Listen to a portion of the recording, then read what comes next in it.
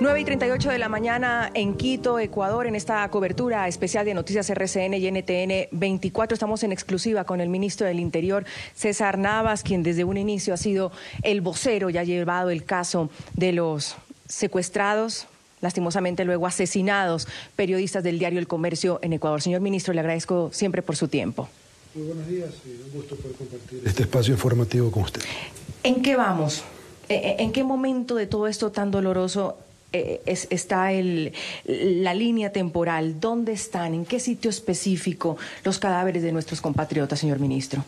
Bueno, en este momento, como usted sabe, una vez que se venció el plazo que otorgó el presidente de la República para la prueba de vida, hemos iniciado ya un tipo de operaciones en la zona el límite político internacional correspondiente a nuestro país. Eso por una parte de las acciones que se han emprendido de forma inmediata. Asimismo, dentro del Consejo de Seguridad del Estado, Pública del Estado, se ha establecido una recompensa por alias Guacho, ¿verdad?, el cabecilla de esta organización delictiva, de $100.000. En relación ya a las víctimas, hemos tenido un contacto con organismos internacionales especializados que nos permitan la recuperación de los cuerpos y están haciendo esas coordinaciones con el gobierno colombiano, ¿verdad? ¿Sin fecha alguna todavía? Sin fecha alguna, porque son procesos que no dependen de nosotros ni directamente tampoco del gobierno colombiano, sino que hay que ver en este marco de protocolos que deben cumplirse con estos organismos que están corriendo, ¿no? Ya se encuentran en vigencia. Usted habla del gobierno colombiano. Insistimos en eso. Desde que se secuestraron a los periodistas, el gobierno ecuatoriano mantuvo que ellos estaban en territorio colombiano. Así es, estaban en territorio colombiano. Estaban en territorio colombiano y están en territorio colombiano. ¿Fueron asesinados en territorio colombiano? Fueron asesinados en territorio colombiano. ¿Saben ustedes lugar específico? No específicamente, tenemos una zona delimitada por la información que ha sido proporcionada por las unidades de inteligencia, de la información que se tiene, cuál sería el sector, ¿verdad?, en el cual se habrían desplazado durante su cautiverio y también donde podrían haber sido asesinados. El director de Medicina Legal de Colombia desde ayer está en Tumaco. ¿Le dijo eso? Bueno, sí, nosotros estamos haciendo ciertos esfuerzos. Yo creo que por lo delicado que es también esta etapa, hay información y yo pido que se maneje de esa forma con la reserva del caso. ¿Por qué el gobierno colombiano ha querido, incluso lo ha dicho el presidente Santos desde Lima, que eso ocurrió en Ecuador, que alias Guacho es ecuatoriano? Es decir, ¿por qué ha habido como este divorcio de dos formas de ver o dos contradicciones en cuanto a dónde han estado y dónde han sido asesinados? ¿Alguna autoridad usted en Colombia le ha dicho, sí, señor ministro, están en Colombia? Bueno, mire, nosotros, es la información que nosotros hemos manejado, vean los videos, yo no quiero entrar aquí en una controversia con las autoridades colombianas, pero ve usted claramente el video. Ellos quieren regresar a su país. El primer video de la prueba de vida, ellos quieren regresar a su país. De la información que hemos trabajado también con las unidades especializadas de Colombia, dan cuenta que estaban desde el inicio en territorio colombiano. Yo les invito también que vean, hemos cuidado siempre estos temas de dónde es Guacho, si es ecuatoriano, si es colombiano. Hay una declaración propia que se hizo en el Gabinete Binacional en Pereira que da cuenta, que lo expresa el mismo presidente Santos, que Guacho es un delincuente colombiano. Pero más allá de esas contradicciones que para nosotros, sinceramente, en este momento, en esta etapa, durante el secuestro y las acciones que nos encontramos ahora emprendiendo, no son las más relevantes, son relevantes, pero no las más relevantes. No vamos a entrar en este juego, en esta polémica que de repente busque inclusive que exista un resquebrajamiento en nuestras relaciones. Y no va por ahí. Aquí tratemos de estar férreamente unidos, ¿verdad?, para poder hacer frente a esta amenaza. Y sí, lo expreso claramente. El problema, usted sabe, los cultivos no están en Ecuador, el procesamiento no está en Ecuador, la producción de la coca no está en Ecuador, está en el lado del límite político internacional hacia Colombia, y la operación de estos grupos armados organizados residuales es en Colombia. Y lo tenemos muy claro, y las autoridades colombianas que han venido a los diferentes niveles de reunión lo tienen claro. Lo que sí hay que decir es que repercusiones o la repercusión de todo este conflicto está en la zona fronteriza, y hay población fronteriza en el límite político internacional que ha estado participando de alguna forma también participando directamente con estas organizaciones delictivas, ¿no? 20 días después, casi 21 días después del día que los secuestraron, y el viernes que se tuvo que dar la fatídica noticia que sin duda nadie queríamos dar, señor ministro, ¿qué ha pasado por su cabeza? ¿Cómo se siente usted? Han sido momentos duros, muy, muy duros, y te digo, en este dolor que sentimos. Y yo creo que es un dolor no solo de 3 familias que pierden a 3 de sus miembros, sino un dolor de una sociedad, la sociedad ecuatoriana, que no ha estado acostumbrada a vivir este tipo de situaciones tan complejas, atadas a un secuestro por una organización delictiva vinculada al narcotráfico. Hemos hecho todos los esfuerzos. Yo he sido el vocero de un comité de crisis conformado por autoridades del Ejecutivo, con el Ministerio de Defensa, el Ministerio del Interior, de la función legislativa también. La Fiscalía participó de este comité de crisis, la participación activa del Defensor del Pueblo, los familiares de las víctimas, un familiar por cada uno de las víctimas, en este caso secuestrados y hoy víctimas, han participado, y también un representante del medio de comunicación. En ese entorno se fue informando de forma periódica, se fueron tomando decisiones de forma periódica. Tal vez la cara visible ha sido la mía porque he sido el vocero de este comité, pero mire, sin duda alguna, como lo ha expresado nuestro presidente, y en torno a lo que conoce el comité, los familiares, se hicieron todos los esfuerzos, absolutamente todos los esfuerzos de parte del gobierno ecuatoriano para poder lograr la liberación y que nuestros compatriotas regresen con vida a nuestro país. ¿Ustedes quedan tranquilos por ese lado? Sí. Ahora bien, lo que hemos visto y comprobado es que nunca hubo la voluntad de negociar por parte de los secuestradores. Entonces, ahí me lleva usted al tema. Usted siempre dijo al inicio que se estaba negociando con ellos. Ya. Se estableció, como es lógico, una comunicación. Lo lleva esto el organismo técnico correspondiente, que es la Unidad Antisecuestro de la Policía Nacional, la UNACE. Pidió apoyo. Al día siguiente hubo aquí ya en nuestro país miembros del Gaula que vinieron a apoyar estas gestiones en nuestro país. Hubo el apoyo inmediato de la policía colombiana para poder ver y dar el soporte técnico a la UNACE. Y la UNACE fue desarrollando primero, estableciendo el contacto, un contacto que nunca fue fluido, un contacto que lleva cada 3, 4 días un mensaje. ¿Qué les decían? Bueno, muchas cosas, ¿no? ¿Qué tipo de comunicación? Diciendo que eliminemos los controles, después ya planteando directamente que querían un canje. Nos tocó ver por quiénes eran los delincuentes que querían ser canjeados, por qué delito estaban siendo procesados, porque no estaban cumpliendo sentencia, habían temas legales de por medio que teníamos que cumplir. Inclusive, con la voluntad del gobierno de dar un indulto, había que primero tener una sentencia. Se hizo todas las coordinaciones, absolutamente todas las coordinaciones, con la función judicial, con la Fiscalía General de Estado, con el Consejo de la Judicatura, para agilitar estos procesos judiciales y tener una sentencia lo más pronto posible que nos permita, en caso de llegar a establecer la negociación y ya la predisposición directa del presidente, el indulto de ser necesario. ¿Estaban ustedes dispuestos entonces a hacer ese canje? Yo lo planteé desde el inicio, habían 4 escenarios y eso era uno de los escenarios, la negociación, y estaban corriendo los 4 escenarios para ver en el desarrollo de la acción qué se iba a ejecutar. Porque yo le digo algo a Andrea y a los televidentes, por más voluntad que haya tenido el Estado ecuatoriano, que la demostró, ¿verdad? Estableciendo el contacto, y yo le digo, se establecieron contacto y lo hago público ahora, con los privados de libertad, para que ellos le comenten a los secuestradores que estaban bien, que el gobierno iba a apoyar y que estaba apoyando en agilitar los procesos judiciales. todo eso, se expresó directamente esa voluntad a ellos.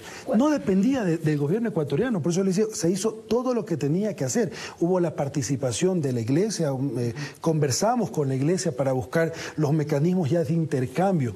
Entonces todo, absolutamente, dentro de ese escenario estaba corriendo. ¿Cuándo se rompe esto, señor ministro? Porque mire, la última comunicación que tenemos... Los familiares se preguntan, ¿cuándo de negociar a tomar una decisión de asesinarlos? Mire, el día sábado, hace 8 días atrás, es la última vez que se tiene contacto con ellos. Y se les envía un video de las personas que están privadas de libertad y ellos mismos le dicen que el gobierno ecuatoriano ya ha dado o ha expresado su voluntad del canje y de liberarlos. O sea, ya directamente dice, sí, nos están ayudando, estamos bien y han decidido por esta línea. Y son los esfuerzos que yo les digo se han realizado. Esto con todos los costos que significan para un Estado este escenario, ¿no? Pero se lo planteó y se lo estaba ejecutando. A partir de ese momento, nunca más, hasta el día de hoy, ha existido un contacto con los captores de nuestros conciudadanos, los asesinos. ¿Pero usted tiene identificado tanto que habló con ellos y tenía esa comunicación? ¿O con quien habló con ellos? ¿Cuándo se rompió? Porque usted luego en unas declaraciones dijo que no se estaba negociando y que había 4 escenarios. Sí. ¿Eso pudo...? No, mire, esto fue antes inclusive, antes, esto fue el sábado. Yo las declaraciones las doy el día lunes y ya le voy a decir en qué contexto doy las declaraciones. El día lunes, el día sábado es la última contacto que tiene, y no la tiene el ministro, lo tienen los grupos especializados, los técnicos, los que están a cargo, que en este caso es la unidad antisecuestro de la Policía Nacional, con el apoyo que habíamos tenido. Nosotros, reitero, somos una vocería de un comité que tampoco es solo de la policía, sino de otros actores. Yo lo que digo el día lunes, justo porque no ha habido esta fluidez en el diálogo, en la conversación, en la transmisión de la información con ellos, es que digo que el escenario de la negociación no avanzaba, ¿verdad? Pero estaba un escenario y le digo, de esto pueden dar fe los familiares, ellos conocen, hay mucha información que no podía salir a la luz pública, porque estamos en un proceso tan delicado para tratar con estos delincuentes. ¿Cuándo, o usted, mejor dicho, tiene el concepto, y lo dijo usted tal vez al inicio, de que hubo irresponsabilidad por parte de los periodistas, señor ministro? No, yo no dije que hubo parte de responsabilidad por parte de los periodistas. ¿O cree usted eso? No, mire, nosotros establecimos conociendo la zona de operación, se establecieron ciertos protocolos y se les dio a cada uno de los medios de comunicación. Nadie puede negar, y yo se lo he dicho en las reuniones que hemos tenido con los periodistas, es necesario el trabajo de los periodistas en territorio para poder informar las acciones que se desarrollan, porque si no también nos pueden ganar la guerra mediática los delincuentes victimizándose, ¿verdad? Entonces era muy necesario la participación de los periodistas allá. Yo no quiero calificar que ha sido irresponsable ni inconsecuente con la situación, simplemente se dio una situación compleja en torno al momento que estaban cubriendo la nota periodística. Nosotros lo que sí hemos solicitado y lo volvimos a hacer es refrescar estos protocolos. O sea, se cumplió previo al secuestro, un mes antes, inclusive una acreditación de periodistas, se les entregó la cartilla de seguridad y demás. Pero estos son los imprevistos que pueden suceder en una zona tan compleja como es esta en este momento, ¿no? Se dice que les dijeron que no podían pasar y al final pasaron. ¿Por qué los dejaron pasar las autoridades? Mire, recuerde, en el Mataje nosotros teníamos un control militar. Y este control militar, de la información que tenemos del Ministerio de Defensa y del Comando Conjunto de Fuerzas Armadas, en el cual ahora yo estoy siendo un vocero de esas acciones, lo que se hizo fue controles de restricción de ingreso a Mataje. No puedes bloquear el ingreso a Mataje, es una población que necesitan víveres, necesitan medicinas, necesitan gas, combustible y demás. Entonces lo que se hacía en este control militar era revisar a las personas, ¿verdad? Si tenían antecedentes, no tenían antecedentes, si con información de inteligencia se habían ciertos vínculos o no con el crimen organizado. Lo que se hacía era revisar los vehículos que transportaban los víveres y demás insumos para la población.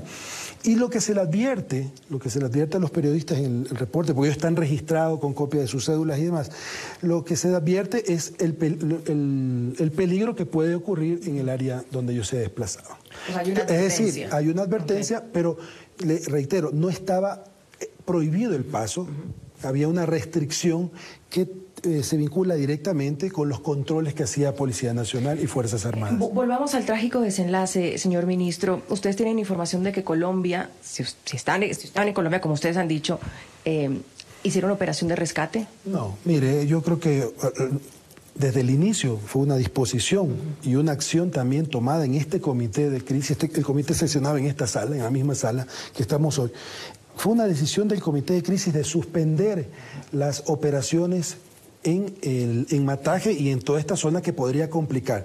Y hemos solicitado, le digo, solicitamos a nuestros pares que también lo hagan así, que en la zona donde estén establecidas o se presumía que estaban los secuestrados, no se realice ninguna operación militar o policial.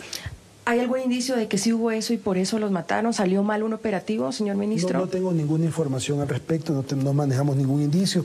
Estuvo aquí el ministro de Defensa de Colombia el día viernes, hemos conversado directamente con ellos y nos han reiterado que no han ejecutado operaciones de ese tipo en la zona. Toda la información que se filtraba por medio de la prensa, los videos, luego los comunicados, luego las fotos... Yo no creo que se filtraban, ¿eh? Yo creo que a propósito cogían y las entregaban, exacto, así era. Pero usted tenía como... ¿Tenían conocimiento de eso? ¿Por qué, por ejemplo, el comunicado que aparece, ustedes dicen que no es verificable, donde ya se daba la noticia de que ellos estaban muertos? Porque el primer comunicado no teníamos, si tú ves, no hay ninguna foto, no hay ninguna evidencia física, nos pudieron haber dicho cualquier cosa, ¿verdad? Entonces, era un comunicado que tenía que ser analizado y ha sido analizado por técnicos tanto de la unidad antisecuestro como de inteligencia, tanto de Colombia como de Ecuador, en ver su contenido, su estructura y demás. Entonces no podíamos, o sea, que no tengamos una evidencia física de lo que estaba pasando. Con fotos tampoco se podía decir. No ¿Cómo se podía, por eso ¿Cómo pudieron salir a decir que sí? Las primeras horas no se pudo decir, o sea, no podíamos ver la foto y decir, hubo una pericia con muchas restricciones, como puede usted imaginarse, en torno al análisis de una fotografía, ¿verdad? Que ya ¿Ellos nunca confirmaron la muerte de nuestros compatriotas, los colegas? ¿El alias Guacho nunca se los confirmó a ustedes? ¿No tuvieron confirmación por parte de ellos? No, en los mensajes no. Te decía que hasta el día sábado hubo la comunicación y no ha existido nunca más comunicación. ¿Cómo van los operativos? Y finalizo con eso, señor ministro. ¿Hay detenidos ahora en la frontera? ¿Ustedes han desplegado aviones, tanquetas? Bueno, hay un operativo, les decía, las operaciones propias quedaron... Se le hizo una pausa a estas operaciones que estaban programadas una vez que sucede el secuestro. Entonces se han retomado estas operaciones en las poblaciones del límite político internacional. Hasta el día de ayer teníamos 9 personas que habían sido detenidas, de las cuales 8 se ha podido verificar y en el proceso judicial se ha establecido su relación directa con este grupo delictivo, de las cuales 7 están detenidas. Una está con medidas sustitutivas porque está en estado de gestación, pero en este momento estamos con una presencia permanente de nuestras policías y nuestras fuerzas armadas. Que tienen que ver, más allá que con el secuestro, con una vinculación directa con esta organización delictiva. Señor ministro, yo le agradezco como siempre, muchas gracias por su tiempo. En vivo, en exclusiva para NTN 24 y Noticias RCN, el ministro del Interior de Ecuador, César Navas. Vamos a una pausa y volvemos con nuestra programación habitual. Mil gracias.